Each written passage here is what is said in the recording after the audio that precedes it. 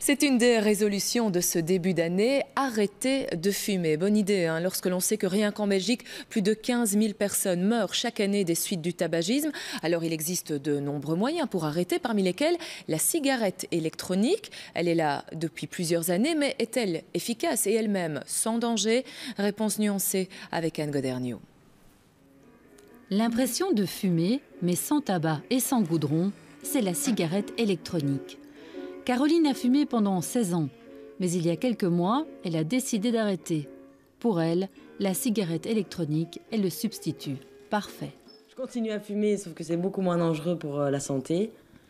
Et j'ai toujours le plaisir de manger, boire un verre. Et les côtés positifs, c'est un peu dur de dire ça, mais de la cigarette, moi que je trouvais positif et plaisant. 3 parties composent la cigarette électronique. La capsule, remplie d'un additif chimique auquel on ajoute de la nicotine ou un arôme, l'atomiseur, une résistance qui va chauffer et faire de la vapeur, et la batterie, qui permet au tout de fonctionner. Le problème, pour les spécialistes en tabacologie, c'est qu'il y a trop de fournisseurs sur le marché et pas suffisamment de contrôle. En plus, les doses de nicotine à absorber ne sont pas clairement indiquées. La cigarette électronique propose aussi de la nicotine. Il y en a certaines qui proposent de la nicotine, mais ce n'est pas très clair au niveau des dosages. Donc il y a plusieurs fabricants et donc à ce moment-là, nous on ne peut pas travailler avec quelque chose qui ne nous permet pas d'avoir vraiment une assurance sur les dosages à proposer aux personnes. Donc les gens risquent d'être surdosés ou vraiment trop sous-dosés. Par contre, avec les produits pharmaceutiques, c'est marqué sur l'emballage, donc on sait vraiment faire les calculs et avoir quelque chose qui soit tout à fait approprié.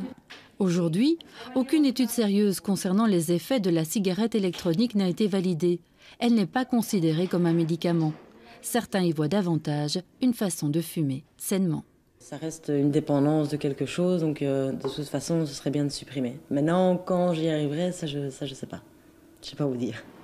En Belgique, la cigarette électronique n'est pas encore très répandue, mais il se dit que l'industrie du tabac est intéressée par le développement du marché.